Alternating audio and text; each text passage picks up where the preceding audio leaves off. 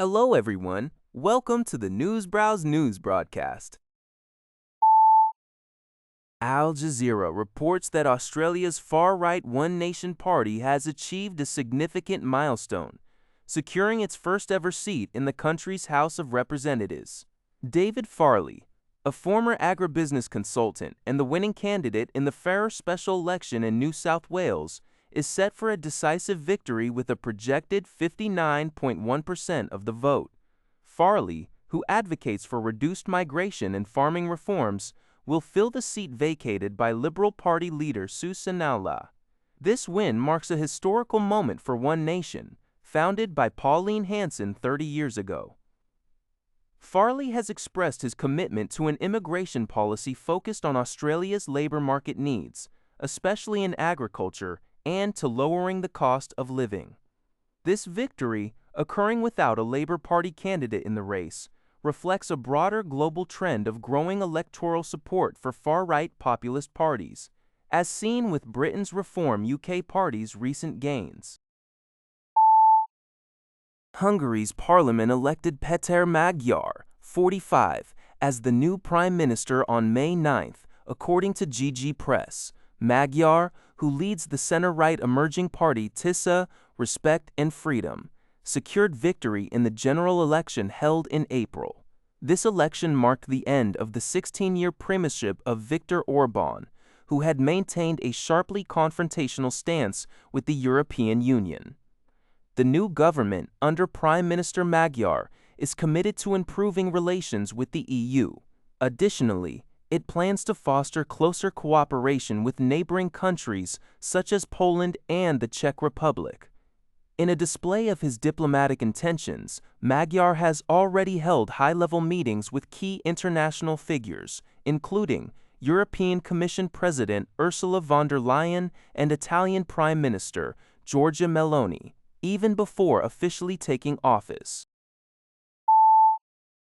According to Liberty Times, leaders of the Association of Southeast Asian Nations, ASEAN, have reaffirmed their commitment to finalize an effective, substantive, and international law-compliant Code of Conduct, SICSET, for the South China Sea. This initiative aims to address maritime security challenges and maintain regional stability. The reaffirmation came during the 48th ASEAN Summit held in Cebu, Philippines, with the Philippine Department of Foreign Affairs issuing a chairman's statement. While leaders reiterated their dedication to advancing Cebu CUS negotiations, no specific timeline for its completion was established. The statement encouraged leveraging the guidelines for accelerating the early conclusion of the South China Sea COC.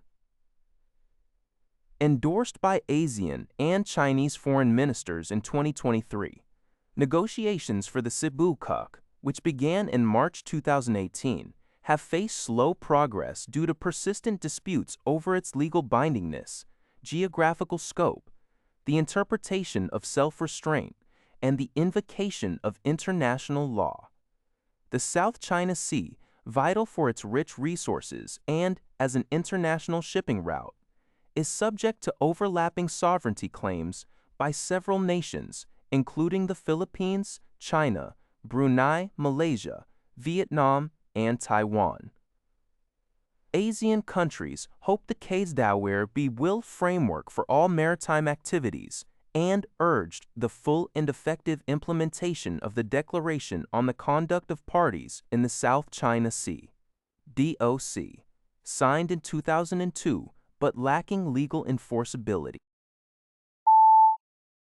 A recent study reported by Linghe Zabao indicates that economic inequality is significantly exacerbating climate-related mortality in Europe, leading to over 100,000 additional deaths each year from extreme heat and cold. Researchers found a strong correlation between high death rates from temperature extremes and factors like material deprivation, poverty, and inability to afford home heating among victims. This means that the threat of extreme weather is not equally distributed, with economically vulnerable populations bearing a disproportionately higher risk.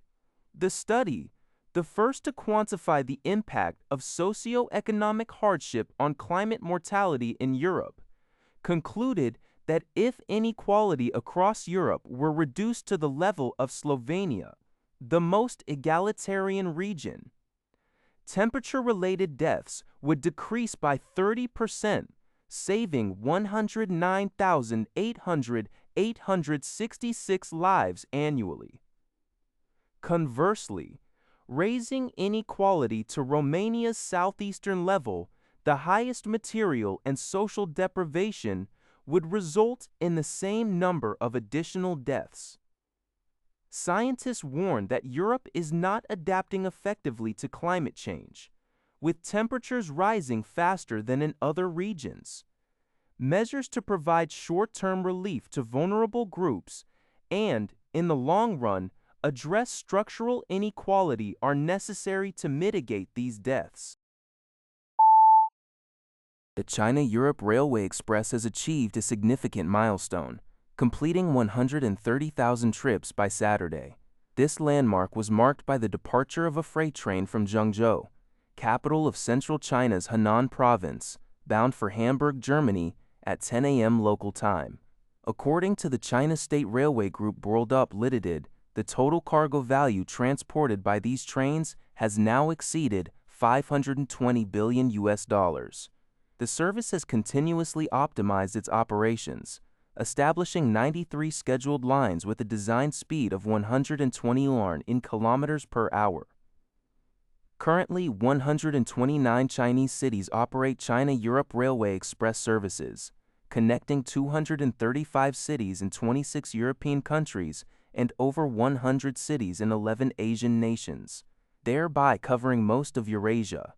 Since its launch, freight rates have dropped by over 40%. The trains now facilitate the transport of more than 50,000 types of goods across 53 categories, including high-value exports like automobiles, machinery, and electronics, as well as imports of European timber and agricultural products. This news comes from china.org.cn. That's all for this video. Thank you for watching. See you in the next video.